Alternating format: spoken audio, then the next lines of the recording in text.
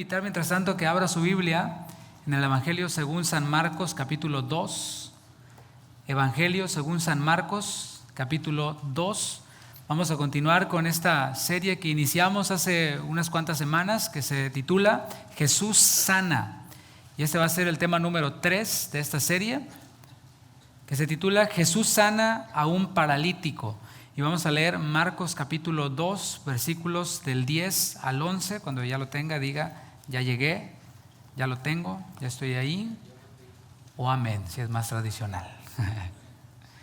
Marcos 2, 10. Dice así: pues para que sepáis que el Hijo del Hombre tiene potestad en la tierra para perdonar pecados, dijo al paralítico: a ti te digo, levántate, toma tu lecho y vete a tu casa.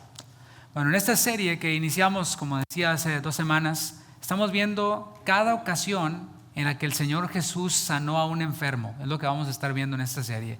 Vamos a ir a los evangelios y vamos a observar, estudiar cada ocasión en la que el Señor Jesús sanó a un enfermo. Y el propósito de esto es que fortalezcamos nuestra fe. Esa es la idea, eso es a lo que la palabra de Dios nos llama, a que nuestra fe esté cada vez más sólida, a que vayamos creciendo en la fe, y esto contribuye con eso, con que nuestra fe sea fortalecida, pero también con el propósito de que imitemos a Cristo. Todo lo que nosotros vemos en las Escrituras y lo que leemos del Señor Jesús es para que le imitemos, para que sigamos sus pisadas y también para que glorifiquemos a Dios. Porque cuando nosotros crecemos en la fe, cuando nosotros imitamos a Cristo siguiendo sus pisadas, el Padre es glorificado. Y es mi oración en lo personal que nuestra compasión por otros también crezca. Esto a través de esta serie es lo que yo oro y le pido al Señor, que nuestra compasión por otros crezca. Hoy vamos a ver la sanidad de uno de los tantos paralíticos a los que el Señor Jesús sanó mientras que desarrolló su ministerio terrenal. Y yo estoy seguro de que vamos a aprender muchas cosas. ¿Está listo para aprender? Antes del evento que vamos a observar el día de hoy, Jesús había predicado en muchas poblaciones de Galilea. Capítulo 1 del Evangelio de Marcos, al final, es lo que dice, que el Señor Jesús estaba predicando por muchos lugares, en muchos pueblos, ahí en la región de Galilea. Y este recorrido terminó cuando el Señor liberó a 2 endemoniados. Por cierto, no estamos viendo las liberaciones de Jesús, estamos viendo sanidades físicas. Tampoco estamos viendo todos los milagros o señales que el Señor realizó, como la multiplicación de los panes, los peces. Estamos viendo únicamente sanidades físicas, lo aclaro. Entonces decía que el recorrido del Señor Jesús terminó cuando liberó a 2 endemoniados. Esto está en Mateo 8, 28. Y esa liberación de 2 endemoniados provocó que la fama del Señor Jesús creciera y se difundiera. Esto ocurrió o provocó que el Señor Jesús tuviera que guardarse un poquito, tuviera que ocultarse en lugares desiertos porque era demasiada la gente que le seguía, y eso lo dice el capítulo 1, versículo 45 de Marcos. Pero aún en esos lugares donde el Señor Jesús se ocultaba, esos lugares desiertos, pues aún allí le seguían las personas al Señor. ¿No te parece maravilloso eso? Yo quiero ver eso, quiero ver a personas siguiendo a Jesús, es lo que deseamos. Ahora sí, leemos capítulo 2, versículo 1. Entró Jesús otra vez en Capernaum después de algunos días y se oyó que estaba en casa. Y ahora vemos a Jesús de regreso en este lugar llamado Capernaum. Capernaum significa la ciudad de Nahum, significa también ciudad de consuelo. Era una población de la ribera noroeste del lago de Galilea, y estaba en la región de Zabulón, de Neftalí, en la frontera de los estados de Filipo y Herodes Antipas. Esto está en los evangelios. En la actualidad esta ciudad recibe el nombre de Ain et Abigag. Ahí luego lo practicamos juntos. Mateo escribió que Capernaum era la ciudad de Jesús. Ahí en Mateo 9:1, así se refiere Mateo a esta ciudad de Capernaum, la ciudad de Jesús. Y no porque el Señor Jesús hubiera nacido allí, ni tampoco porque se hubiera criado allí, sino porque era el centro de operaciones del Señor Jesús. Era donde se juntaba con los discípulos, era en donde descansaba. Y allí, en el Evangelio de Marcos 2, en donde estamos viendo, vemos a Jesús en una casa. En esta ocasión Marcos no nos dice la casa de quién era. ¿Se acuerdan cuando vimos en la primera enseñanza de esta serie? Veíamos que el Señor Jesús estaba en la casa de Pedro y estaba allí la suegra de Pedro. Bueno, aquí no nos dice de quién era la casa. Es posible que hubiera sido la misma casa, la casa de Pedro, puede ser, aunque no hay evidencia bíblica. Pero esto nos recuerda algo. Nos recuerda que Jesús desea posar en nuestra casa. Al ver al Señor posando en la casa de Pedro, al ver ahora a Jesús posando en esta casa, debemos de verlo de esta manera. El Señor Jesús desea posar en nuestra casa, en mi casa, en tu casa. Y esto nos recuerda lo que veíamos en la primera enseñanza, que sea el Señor parte de nuestra vida cotidiana. No hay tal cosa como yo soy cristiano en la iglesia, pero en la casa no. Eso no debe de nombrarse aún entre nosotros los cristianos, porque ocurre, y digo, espero que no sea aquí. Quisiera afirmar que no es así, pero más bien quisiera decirle eso, que quisiera que no fuera así. Que hay cristianos que en la iglesia, pues sí, gloria a Dios, aleluya, hermano, amén, gloria a Dios. Pero en la casa salen culebras y salen escarabajos y sale de todo. ¿Y qué cree? Luego sus hijos los queman, ¿te entiende? Luego sus hijos allá, no, mi mamá dice pip y mi papá dice pip y dice esto y aquello. Ahí le encargo, ahí le dejo de tarea, ¿no? Ahí los maestros luego se enteran de todo porque dicen que los niños siempre dicen la verdad, ¿verdad? Y bueno, que ese no sea nuestro caso, que el Señor sea parte de nuestra vida cotidiana, que sea Él parte de nuestras oraciones y que en nuestras conversaciones pues también esté el Señor ahí, Jesús, el Señor presente, que lo que nosotros vemos en televisión, lo que escuchamos en la radio o en internet, pues que sea Jesus approved, ¿verdad? Que sea aprobado por el Señor Jesús.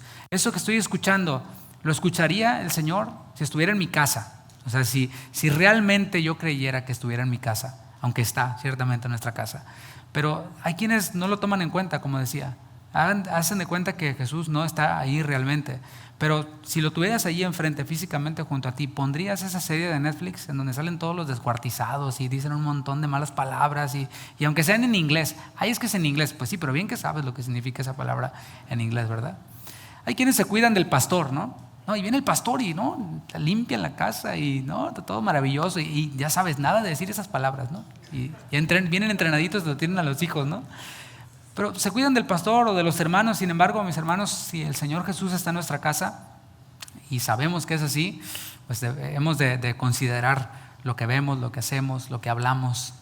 El Evangelio dice que se supo que estaba en casa. Si lo ves ahí en el versículo 1, dice después de algunos días y se oyó que estaba en casa. Y esto trae otra aplicación para nosotros. ¿Acaso nuestros vecinos saben que Jesús está en nuestra casa? Es la pregunta. ¿Se oye de Jesús en nuestra casa? ¿Lo que se alcanza a oír en otros lados tiene que ver con Jesús? Esa es otra pregunta para nosotros, porque no solo los que viven en nuestra casa saben qué onda con nosotros, ¿no? Cómo hablamos, cómo somos, cómo nos hablamos entre nosotros, entre hermanos de sangre, entre esposo y esposa, y esposa y esposo, etcétera, sino también los que están alrededor han de saber si realmente Jesús vive en nuestra casa. Versículo 2. Inmediatamente se juntaron muchos, de manera que ya no cabían ni aún a la puerta, y les predicaba la palabra. Rápidamente podemos ver que muchos se juntaron, supieron que Jesús está en esta casa, se juntaron allí, tantos que habían hasta personas afuera de la puerta. Y esto me recordaba cuando nosotros iniciamos esta congregación, hace 4 años, iniciamos allí en la sala de nuestra casa, que es su casa, y pues iniciamos primero ahí en la sala, todos cómodamente, ahí donde usted ve las transmisiones de los miércoles, pues ahí en esa misma sala comenzamos. Y bueno, pues de pronto ya no cabíamos en la sala, de pronto quitábamos los muebles, poníamos sillas, ya no cabíamos, tenemos un segundo piso, bueno, las escaleras estaban también llenas y no llegamos a estar nunca así, a este punto en el cual la gente estuviera afuera, porque pues sí, el calor de aquí está fuerte, pero me recordaba esto, ¿no? Una casa llena. Y la pregunta es, ¿qué fue lo que hizo Jesús? Dice el texto, que les predicaba la palabra. Imagínate, el Señor Jesús predicando la palabra, la gente adentro escuchando y hasta afuera en la calle, gente amontonada escuchando la enseñanza de Jesús. Versículo 3. Entonces vinieron a él unos trayendo un paralítico que era cargado por 4. Y aquí vemos a 5 personajes, los 4 cargadores y el paralítico. No tenemos tampoco los nombres de estos 4 cargadores, ni tampoco tenemos el nombre del paralítico. Y vamos a comenzar viendo estos personajes, vamos a comenzar por el paralítico. No sabemos cómo es que este paralítico llegó a enfermarse. No sabemos si nació así, sin poder moverse. Hay enfermedades así, personas que nacen sin poder moverse, sin poder caminar.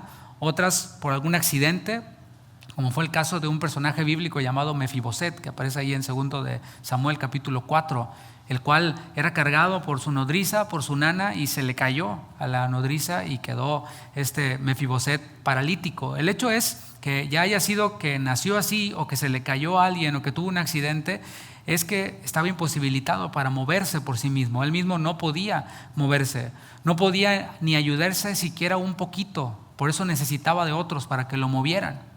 Los otros personajes que vemos son los 4 hombres.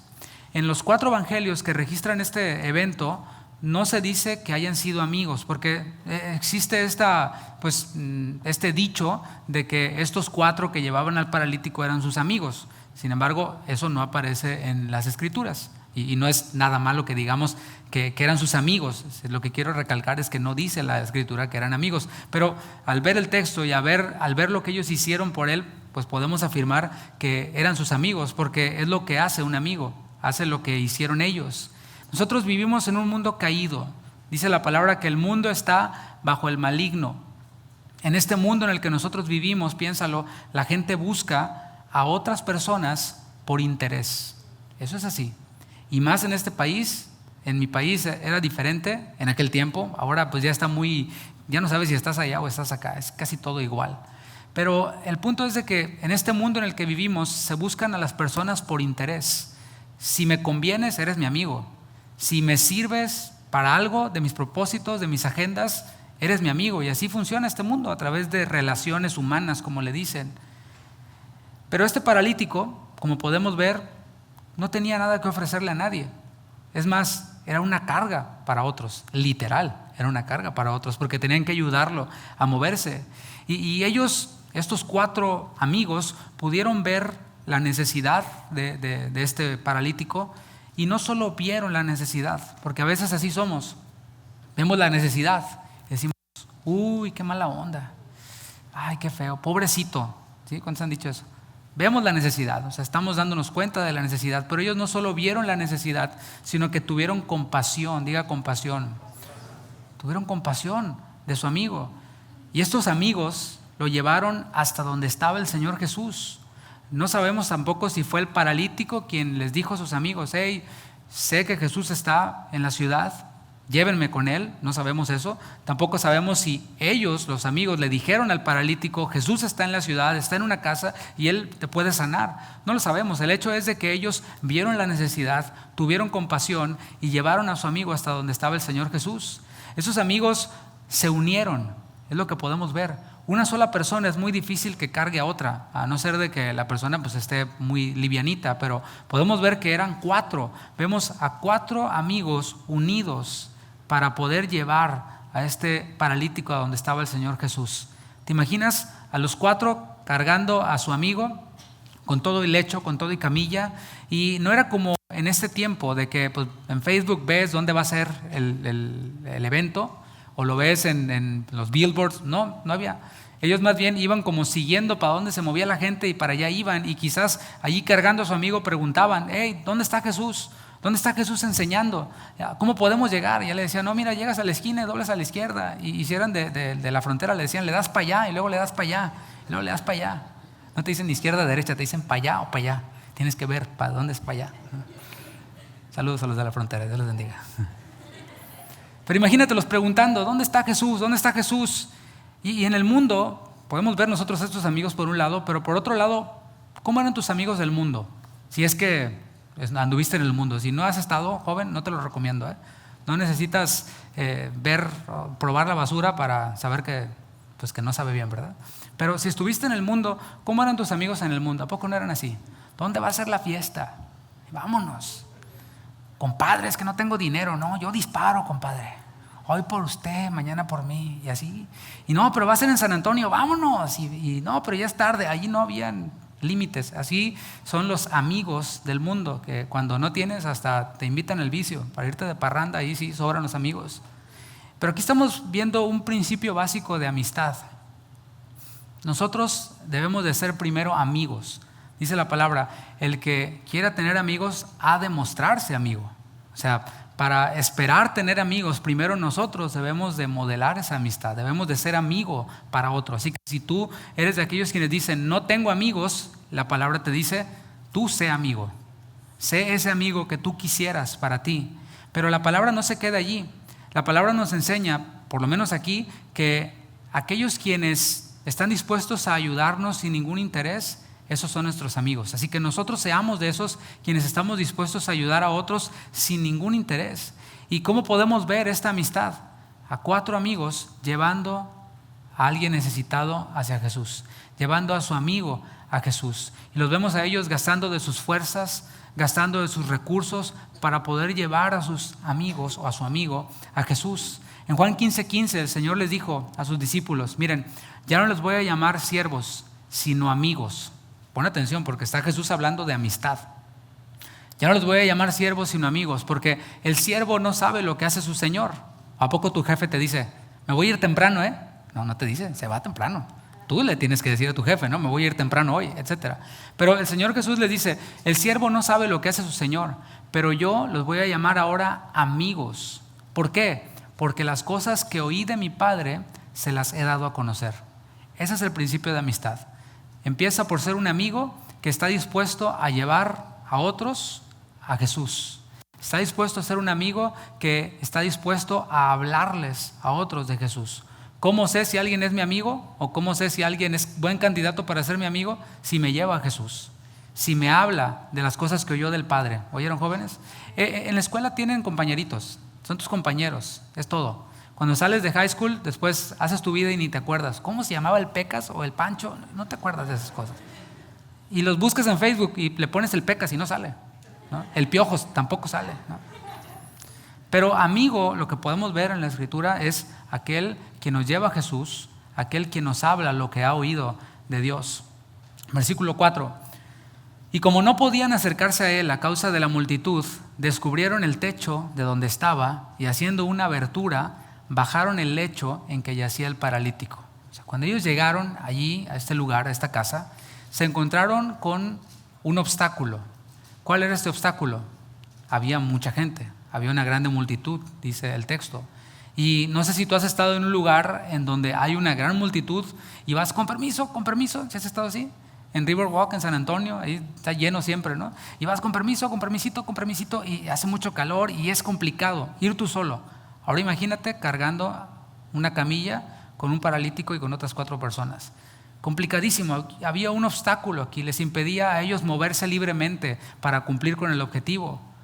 La puerta estaba tapada porque habían personas allí en la puerta. Y no sé si soy víctima de eso por ser bajito, pero siempre quieres ver algo y se pone uno bien grandote así enfrente. Ya no puedes ver nada, ¿no? Se identificaron conmigo los chaparritos, ¿no? Qué bueno.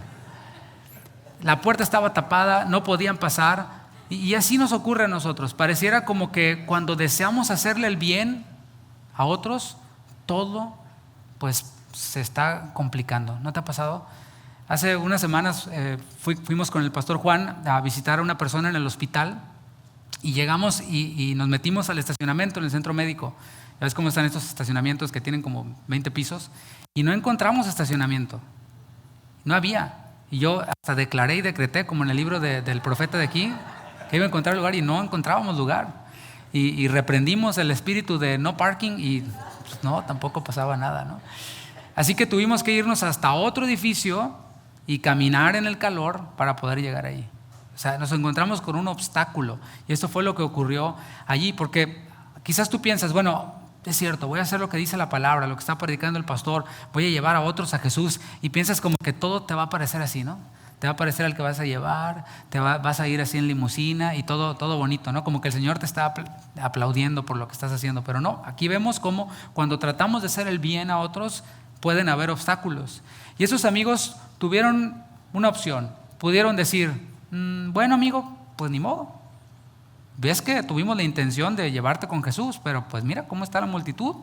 Así que bueno, pues en otra ocasión, a ver si vuelve a venir Jesús, te traemos y no hay tanta gente, ¿sale? Y regresaron a su amigo a su casa. No los vemos haciendo eso, no los vemos tomando ese camino, esa opción. Yo te pregunto, ¿qué hubieras hecho tú? ¿Qué hubiera hecho yo? ¿Qué hacemos cuando se presentan obstáculos? Mira, cuando son obstáculos que tienen que ver con nuestra carrera, con nuestro bienestar, con nuestro trabajo, ahí sí, saltamos, movemos, hacemos de todo. A veces hasta cosas que no son tan aplaudibles, ¿no? Para lograr ese objetivo, para conseguir eso que queremos. Pero cuando se trata de llevar a otros a Jesús, entiéndanse, hablarles el evangelio. Ay, no, es que yo soy muy tímido. ¿Tímido? Pero bien que estás ahí cuando estás en la carnicería, hablas con todas las comadres ahí, ¿no? Etcétera. O sea, cuando se trata de llevar a otro a que Jesús le sane, traerle a la iglesia para que Jesús lo sane, entiéndase eso, ¿qué hacemos?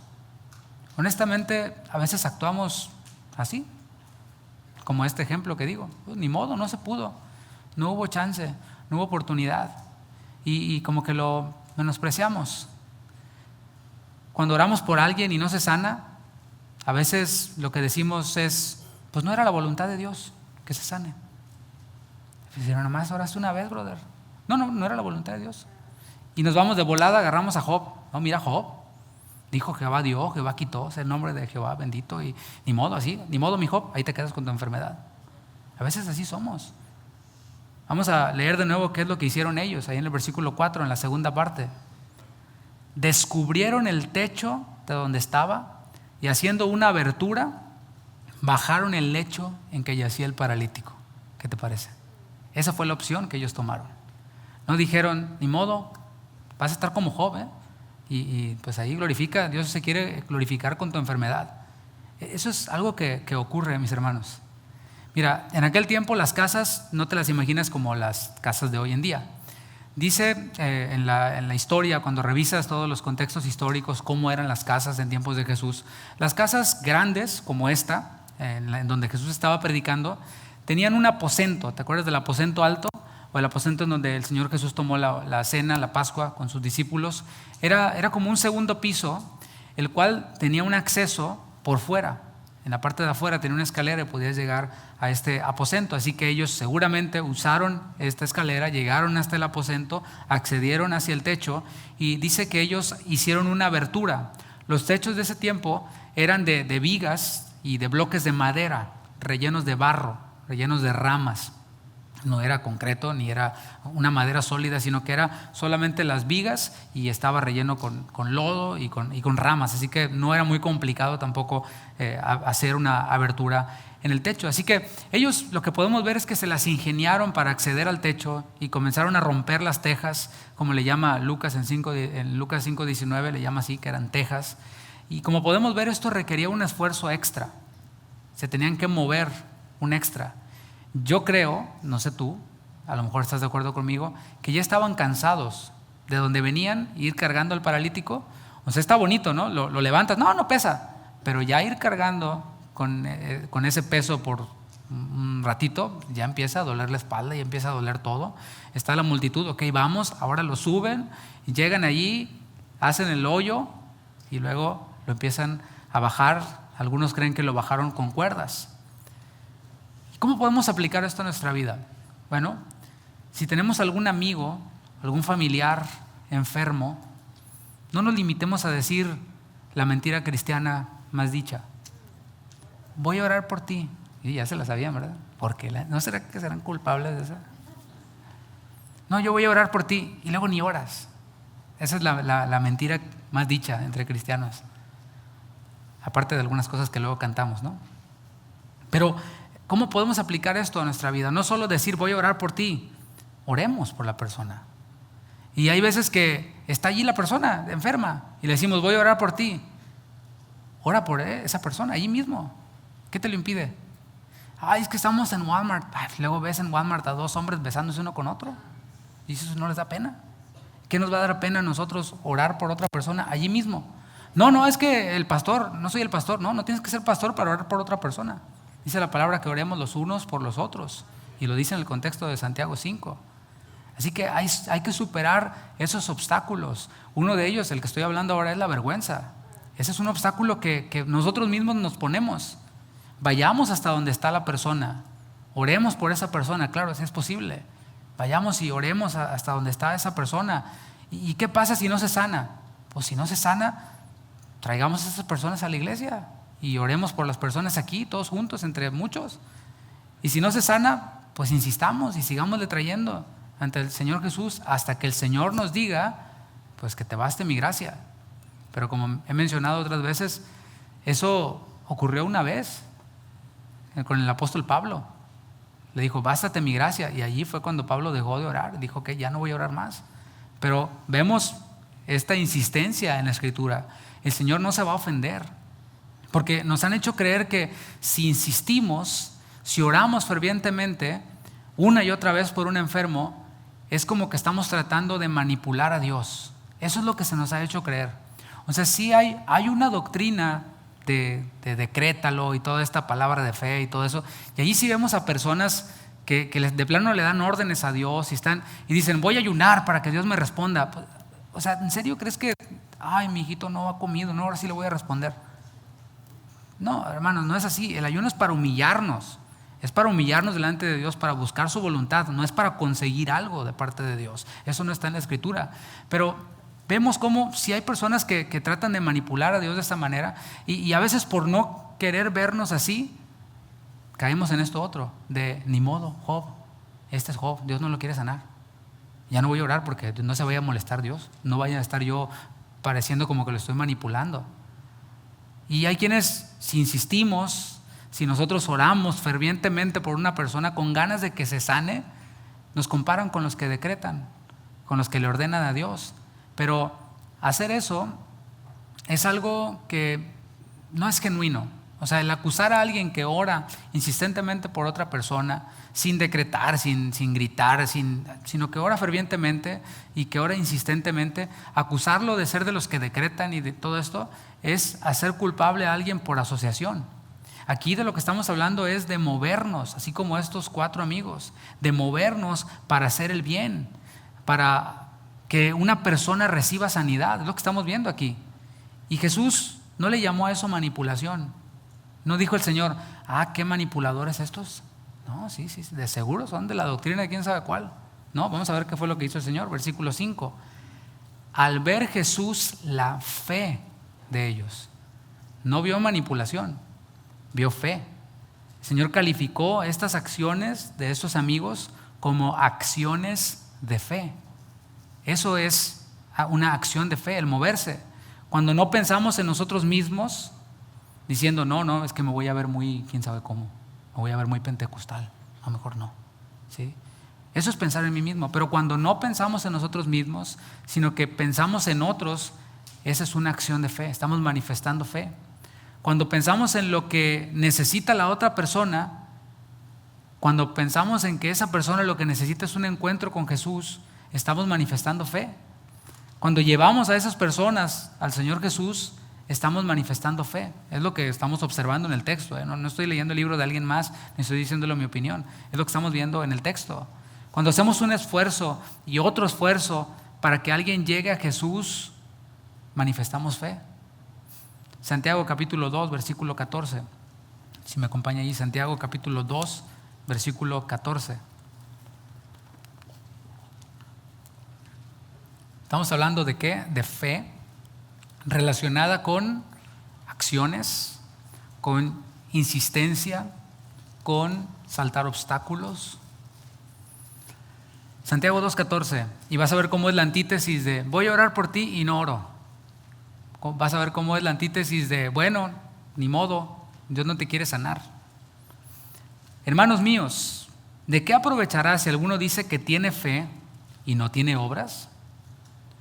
¿Podrá la fe salvarle? Y si un hermano o una hermana están desnudos y tienen necesidad del mantenimiento de cada día, y alguno de vosotros les dice, id en paz, voy a orar por ti, calentaos y saciaos, pero no les dais las cosas que son necesarias para el cuerpo, ¿de qué aprovecha? Así también la fe, si no tiene obras, es muerta en sí misma. Gálatas capítulo 6, versículo 9, nos habla acerca de esto, de insistir, pero no en, es que yo quiero esto para mí, yo quiero este auto nuevo, yo quiero esta casa nueva, quiero un trabajo nuevo y voy a insistir. Bueno, esa es otra cosa. Aquí estamos hablando de insistir en el bien de los demás. Insistir en procurar hacer el bien para los demás. Gálatas 6:9 dice: no nos cansemos pues de hacer el bien, porque a su tiempo segaremos si no desmayamos. Estoy leyendo Gálatas 6:9. No nos cansemos de hacer el bien. No te canses, mi hermano. Dile al que está a tu lado, no te canses.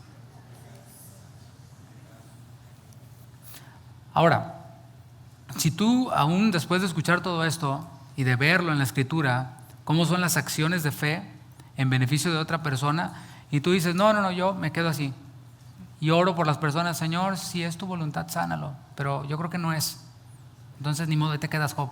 Bueno, si tú quieres seguir así, ok. ¿Sabes cuándo vas a ver un milagro? Nunca. Si estos 4 amigos hubieran tomado esa actitud al ver los obstáculos, no hubieran visto un milagro. Si estos 4 amigos hubieran llegado allí al techo, pero no hubieran hecho un hoyo, no hubieran visto un milagro. Estamos viendo la insistencia, que ellos no se cansaron. Así que el llamado que estamos viendo hasta aquí es a ser hombres de fe, a ser mujeres de fe. Decía que el propósito de esta serie es que fortalezcamos nuestra fe. Un hombre de fe es ese, es el que desea que otra persona se sane. Un hombre de fe es el que lleva a esa persona que desea que se sane, la lleva a Jesús, u ora por Jesús o por esa persona en el nombre de Jesús. Seamos mujeres de fe, seamos hombres de fe. Ahora vamos a ver la respuesta de Jesús, luego de ver la fe de ellos. Dice el versículo 5, la segunda parte: dijo al paralítico, después de ver la fe, le dijo al paralítico: qué exagerado eres, qué manipulador eres. Falsas doctrinas, andas en falsas doctrinas, te ves bien pentecostal. Le dijo al paralítico: hijo, tus pecados te son perdonados. Ahora, hasta aquí no ha ocurrido todavía la sanidad de este paralítico, todavía no ocurre.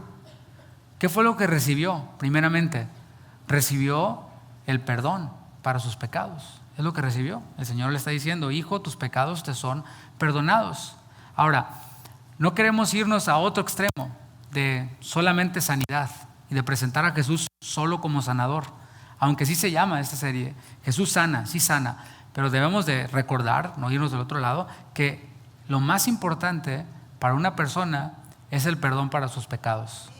Eso es lo más importante, porque si la persona se sana pero no recibe perdón por sus pecados y se muere, ¿a dónde va? La fuego y azufre. O sea, eso es así. Así que este hombre llegó esperando recibir sanidad, pero recibió lo más importante. El Señor superó sus expectativas, porque el Señor sabe mejor que nosotros lo que necesitamos para nosotros mismos. Recibió perdón de pecados, pero también recibió una nueva relación con el Padre. Fíjate cómo el Señor Jesús le llamó hijo. ¿Te fijas? Vemos aquí al Señor llamándole hijo a este paralítico luego de perdonar sus pecados. Esta nueva relación con el Padre es la que disfrutamos aquellos quienes hemos recibido al Señor en nuestro corazón, aquellos quienes hemos creído en su nombre. Tenemos una nueva relación con el Padre. Antes no es que no teníamos relación, teníamos una relación, pero era mala. Era una mala relación. Pero por medio de Jesús nosotros hemos obtenido una nueva relación con el Padre. Dice la palabra: los que creen en su nombre les dio potestad de ser hechos hijos de Dios. Y aquí vemos la gracia de Cristo manifestada, su gracia manifestada, perdonando sus pecados y llamándole hijo. Así que hasta aquí podemos decir que no es incorrecto que invites a un enfermo que todavía no es cristiano a la iglesia. No es incorrecto. De hecho, te animo a que lo hagas. Esta enseñanza te anima a que lo hagas. Y cuando empezamos la serie, dijimos: si conoces a alguien que está enfermo, tráelo, invítalo. Así como estos amigos trajeron al paralítico. ¿Por qué? Porque es mejor traerlo a la iglesia que dejarlo en su casa con su enfermedad y con su pecado. ¿Sí? O sea, tráelo a la iglesia. Aquí son bienvenidos todos, aunque no sean cristianos, todos son bienvenidos. Y si tiene una necesidad, pues vamos a orar por la persona. Alguien pudiera pensar que esta enfermedad que tenía este hombre de parálisis era a causa de los pecados que este hombre había cometido. Esto pudiera pensar alguien. Aunque si hay enfermedad causada por el pecado en particular, en este caso no se nos dice eso. No se nos dice que este paralítico haya estado enfermo a causa de su pecado. Lo que sí podemos ver es que la enfermedad hace evidente que el pecado destruye al hombre, que el pecado mata al hombre. O sea, aquí no se nos dice, este hombre estaba enfermo porque había hecho tal o cual pecado. No, en general, la enfermedad manifiesta el pecado que está en nosotros, el pecado de Adán. Porque cuando entró el pecado al hombre es cuando empezó el hombre a enfermarse, cuando el hombre empezó a morir de manera física. Así que eso es lo que nos está enseñando el texto, que todos somos pecadores y por eso estamos en un mundo caído, lleno de pecadores que se enferman, pecadores perdonados también que se enferman, lleno de pecadores que mueren y lleno de pecadores perdonados que también mueren. El paralítico, aquí podemos ver en el texto que Jesús le está diciendo, tus pecados te son perdonados.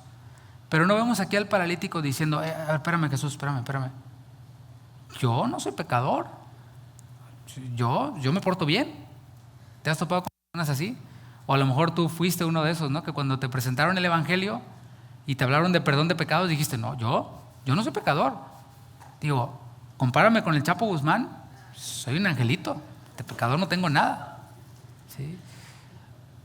Este paralítico no le dijo, Señor, perdóname, pero yo no soy pecador. Yo más bien soy víctima de las circunstancias. ¿Sí? O sea, yo estoy así por las circunstancias. ¿Qué hizo este paralítico? Nada, se quedó callado. Como dicen, el que calla otorga, ¿verdad? Y sí, en este caso se aplica. Él, al guardar silencio, reconoció que era un pecador necesitado del perdón de Dios. Eso es lo que hizo. Y hasta aquí tenemos una escena maravillosa del perdón del Señor, perdón que el Señor sigue otorgando a todo aquel quien viene a Él en fe, a todo aquel quien reconoce su pecado, recibe perdón de pecados. Y eso es algo maravilloso. Hay fiesta en los cielos cuando un pecador se arrepiente. Pero sigamos leyendo para que veamos que entre toda esa gente que estaba oyendo la enseñanza, habían algunos incrédulos. Y eso ocurre cuando hay multitudes, cuando hay personas. Hay unos que creen y dicen, sí, amén, yo creo lo que dice la palabra. Y hay otros incrédulos también. Los vamos a ver, versículo 6. Estaban allí sentados algunos de los escribas, los cuales cavilaban en sus corazones. ¿Por qué habla este así? Blasfemias dice. ¿Quién puede perdonar pecados sino solo Dios?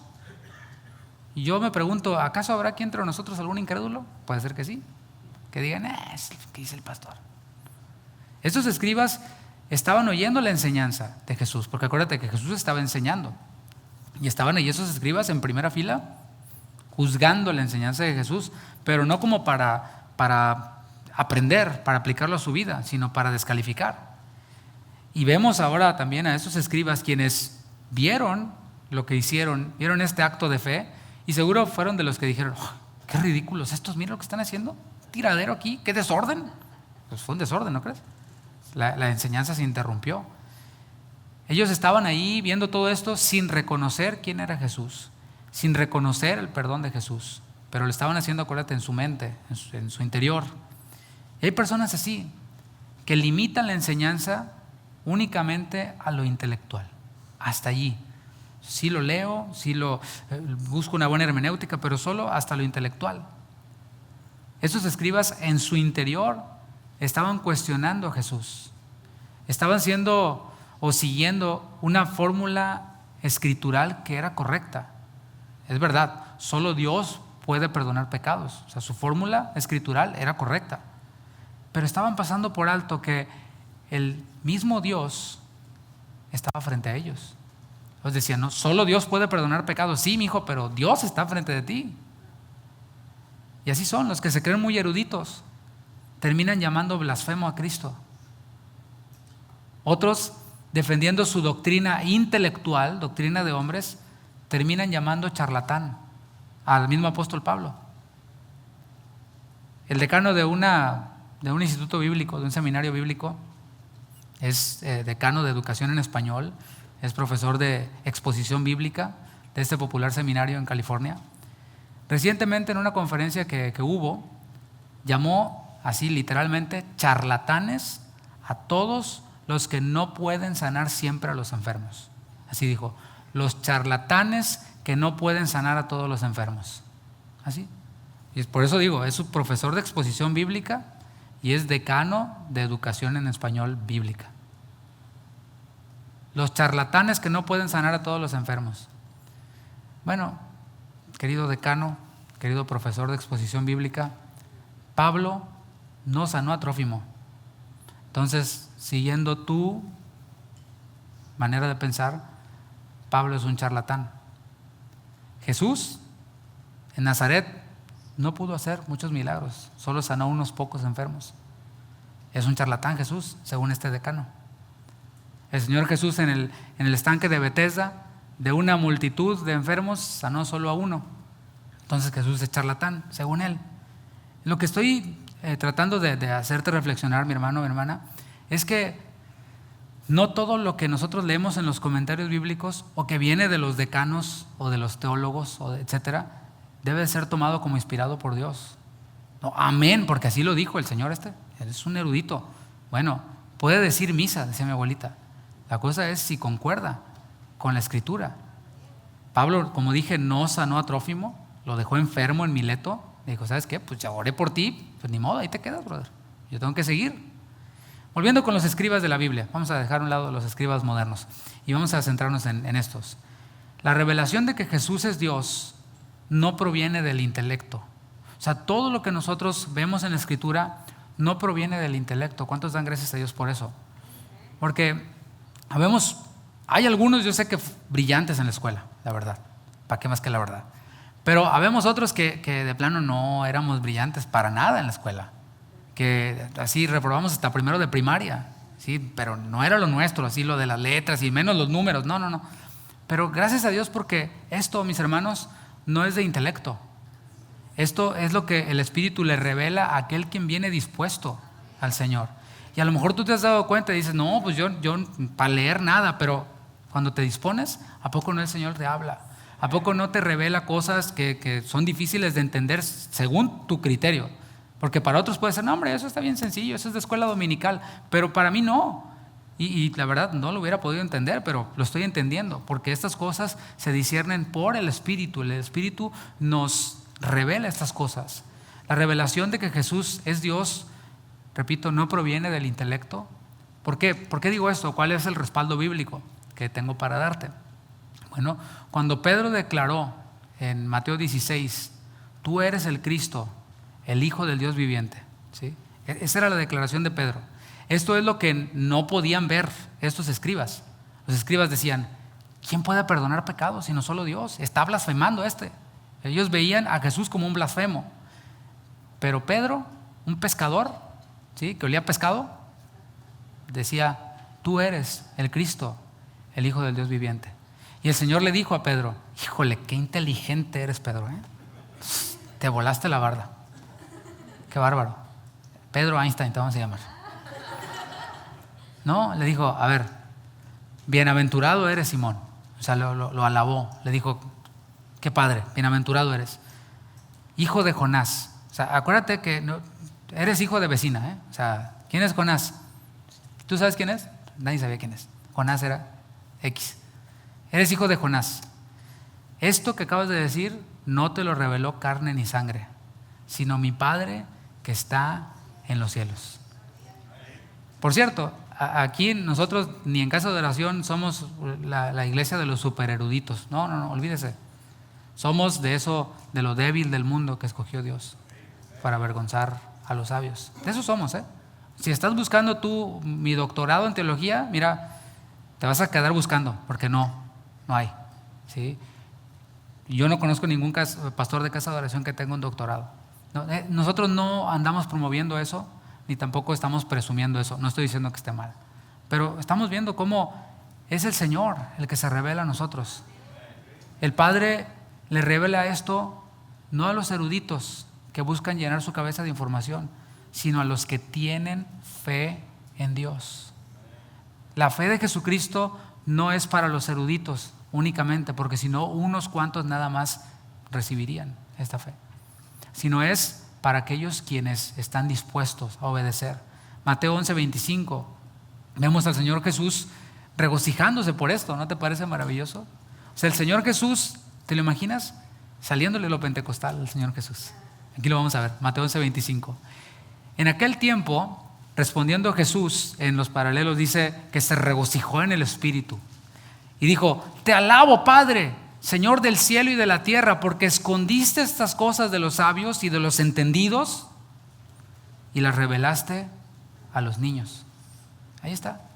O sea, y niño, entiéndase por un niño que no sabe muchas cosas. Un niño pequeñito que no sabe sumar, ni multiplicar, ni restar, pero que está allí y dice: ore por mí, pastor. Así estaba el otro día un niño aquí. Ore por mí.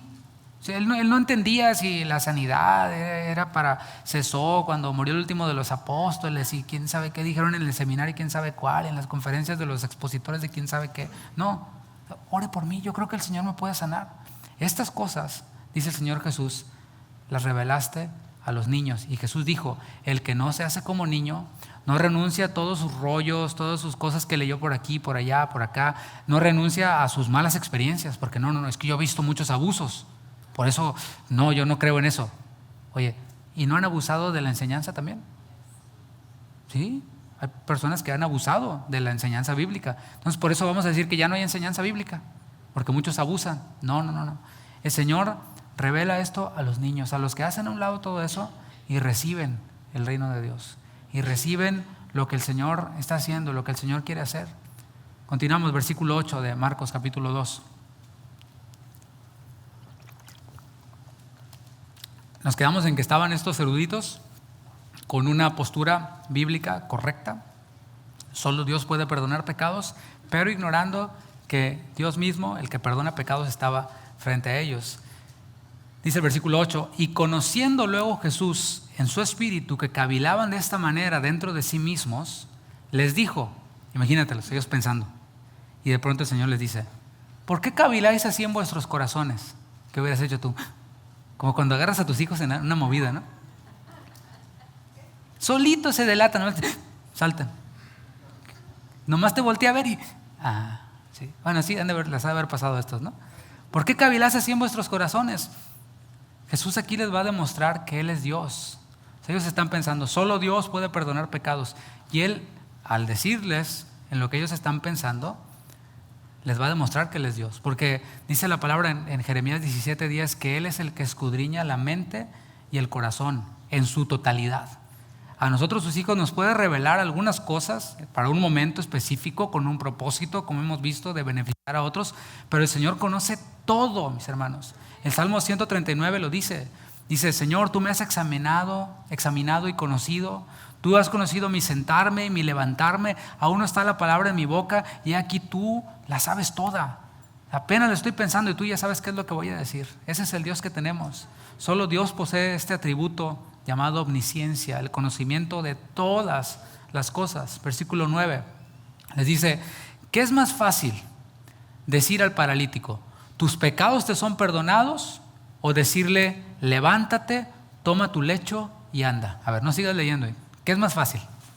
A ver, respondiendo a la pregunta del Señor, ¿qué es más fácil? ¿Decirle al paralítico, tus pecados te son perdonados? O decirle, levántate, toma tu lecho y anda. Bueno, unos dicen una cosa, otros dicen otra. Por medio de esta pregunta, Jesús está atrayendo todavía más la atención. Como ahorita ya todos, hasta el que estaba durmiendo se despertó. ¿Qué dijo? Lo que dijo el otro, ¿no? El de al lado. Hubiera sido fácil solo decir que Él tiene el poder para perdonar pecados. O sea, cualquiera puede decir eso. Y ha habido muchos locos que dicen, no, yo soy Dios, yo perdono pecados. Salió uno por allá puertorriqueño que ya tiene tiempo que se murió, ¿no? Que dijo que él era Jesucristo, que primero el apóstol Pablo, luego Jesucristo y luego el anticristo. Bueno, ya no sabía ni qué luego. Eso es fácil, decir yo tengo poder para perdonar pecados porque yo soy Dios. Y nadie hubiera podido comprobar eso. O sea, si yo traigo a alguien y le digo, tus pecados te son perdonados, nadie puede saber si realmente sus pecados fueron perdonados, porque eso es algo que está en el interior. O sea, tú no puedes ver en una persona cómo está siendo perdonada en el interior. No podemos ver lo que está pasando en el interior. Así que eso hubiera sido fácil.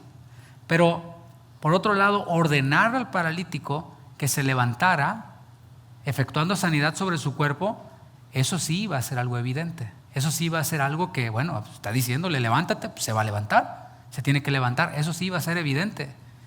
No iban a ser solo palabras que los oyentes iban a escuchar. Primero a los Corintios capítulo 4, versículo 20 nos habla de esto. y lo conecta con lo que hablaba hace un momento, que no se trata solamente de lo intelectual, aunque lo incluye.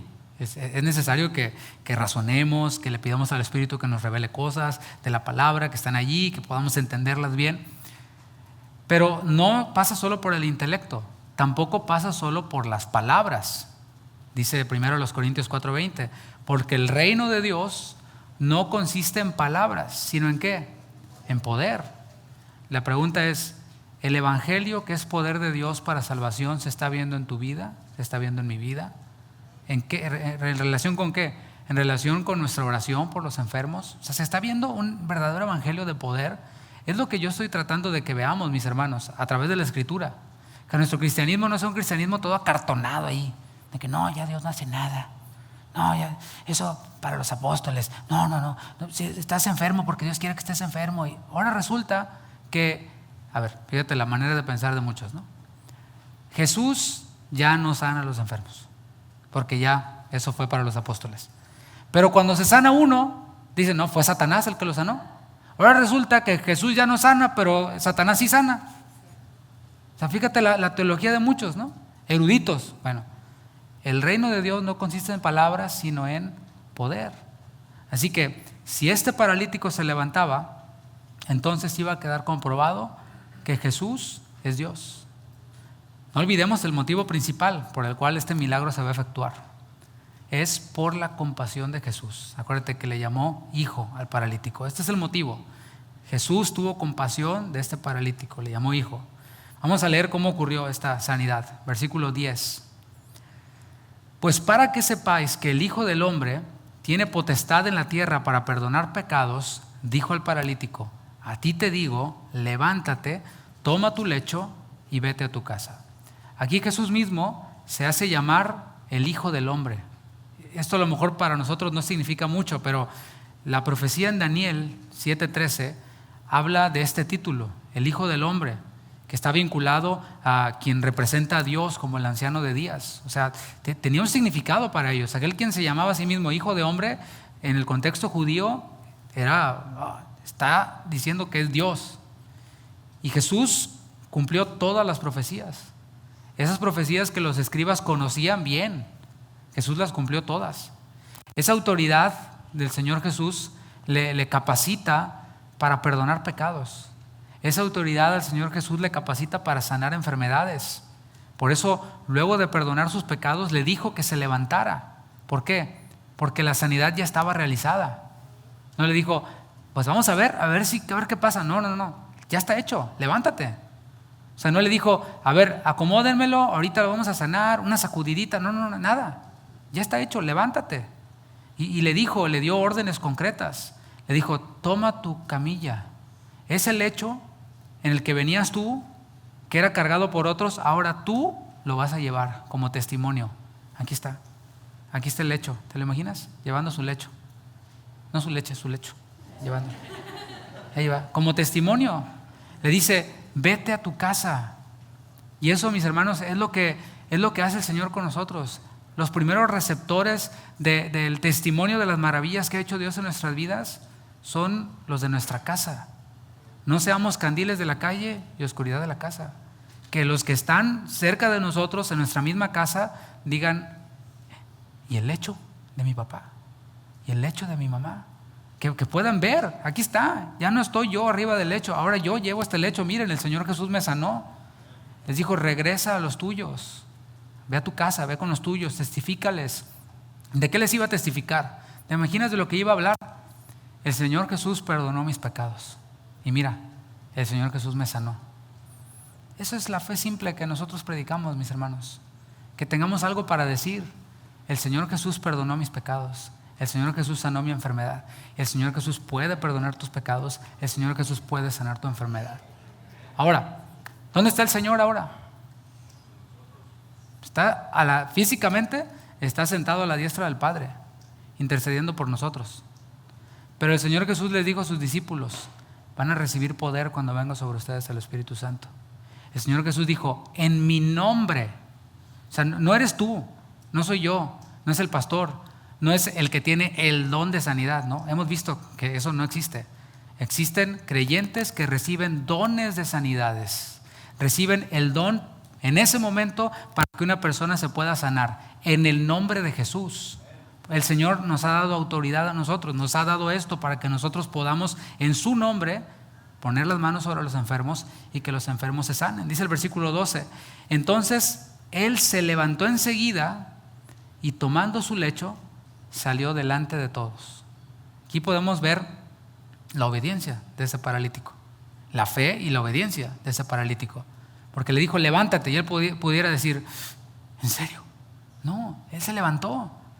Para que una persona con parálisis se levante requiere de medicamentos, requiere de terapias, requiere de poco a poquito. No está paralítica y luego ya se levanta, aunque esté en el mejor hospital del mundo, ¿no? Pero aquí sí estamos viendo esto. El paralítico levantándose, dice el texto, enseguida. Aquí debemos de resaltar la fe de nuevo, la fe del paralítico. Mira, vamos a estarlo viendo en los evangelios. Tú puedes leer los evangelios también por ti mismo y vas a ver cómo las sanidades siempre ocurren en un ambiente de compasión y en un ambiente de fe, ¿sí? Repito, donde no hay fe no van a haber sanidades. Si tú crees que esto fue para el tiempo de los apóstoles y que esto Jesús lo hizo para demostrar que era el Mesías nada más y que esto ya no pasa, no las vas a ver. Si tú piensas así, tampoco tienes compasión por los enfermos. Dices, no, pues es Job, ese es Job y va a glorificar a Dios con su enfermedad. Pero los milagros, las sanidades ocurren en un ambiente de compasión y de fe. Este paralítico no cuestionó cuando Jesús lo asumió como pecador, no lo cuestionó.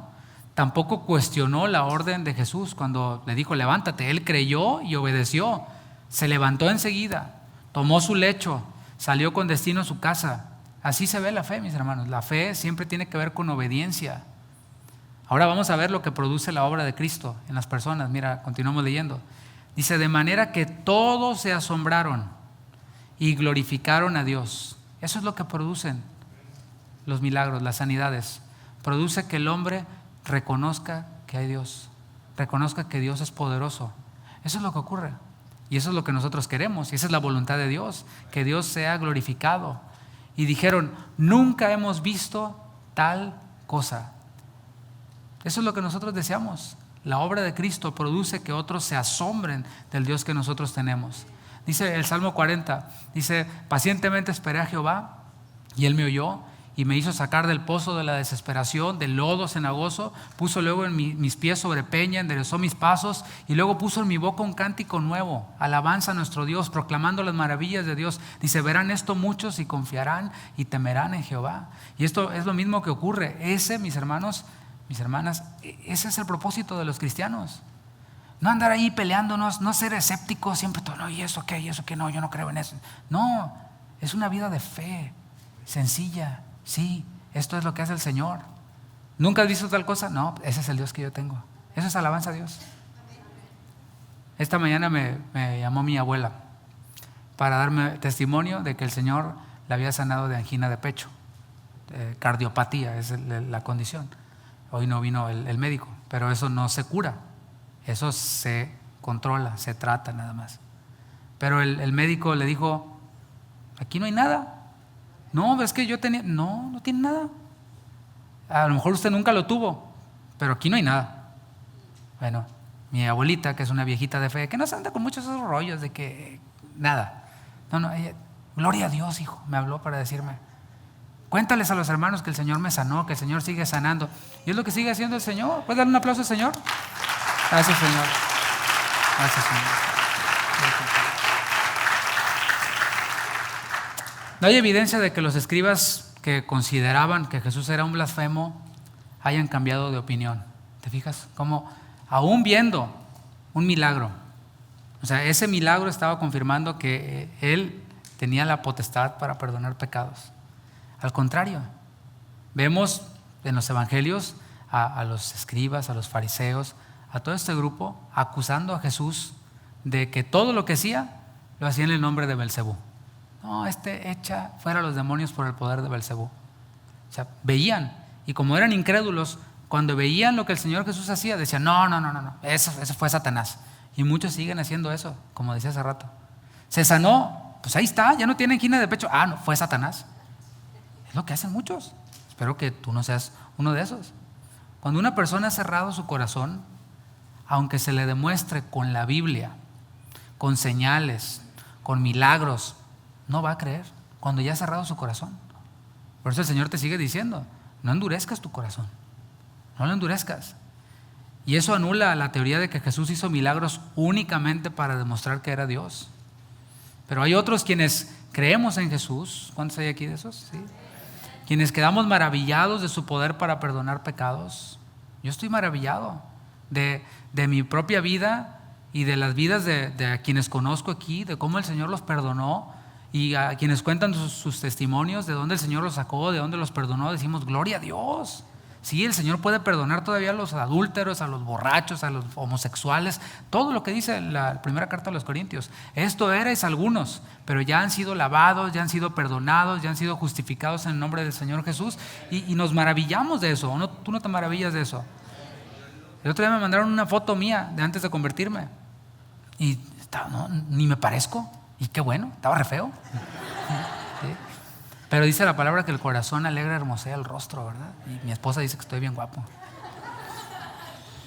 Y así es, el Señor nos transforma, el Señor nos cambia completamente. ¿Por qué? Porque nos ha perdonado, nos ha lavado. Así que ahora sí, hasta olemos delicioso, ¿no? Quedamos maravillados de ese poder para perdonar a los pecadores, quedamos maravillados de ese poder para perdonar a los enfermos, y eso trae gloria a Dios. Concluyo repitiendo que lo que mueve a Jesús es su compasión. Con esto quiero concluir. Lo que mueve al Señor Jesús para perdonar, para sanar, para que alguien que era como dice la palabra, ¿no? Un simple, un sonso, es la traducción, ¿no? Ahora sea un sabio. Lo que hace eso, mis hermanos, es por la compasión del Señor. El Señor lo hace por su compasión. Lo hace compasión por las ovejas que no tienen pastor. Cuando vio el Señor Jesús a esa multitud, tuvo compasión de ellos porque eran como ovejas que no tenían pastor, y comenzó a enseñarles y comenzó a sanar las enfermedades, y Él sigue teniendo poder para perdonar pecados. Yo no predico a un Cristo con un poder diluido, no, me rehúso a predicar a un Cristo que sanó en algún tiempo, pero ya no sana, que usó a sus discípulos para que pusieran las manos sobre los enfermos y sanaran, pero que ya no lo hacen. Me rehúso a eso. Me rehúso a predicar a un Cristo que ya no hace milagros, que ya no hace señales. A ese Cristo yo no lo predico. Yo predico a Jesucristo y ese crucificado. Para unos es tropezadero, eso, que Dios hace milagros. No, es tropezadero y tropiezan, se pegan. Para otros es locura, pero para nosotros es poder de Dios, es sabiduría de Dios. Ese es el Cristo que yo predico, como decía el corito, ¿se acuerda? Y no me canso de predicar y voy a seguir predicando. Así que si usted se cansa de oír este Cristo, pues es bronca suya. Yo voy a seguir predicando este Cristo.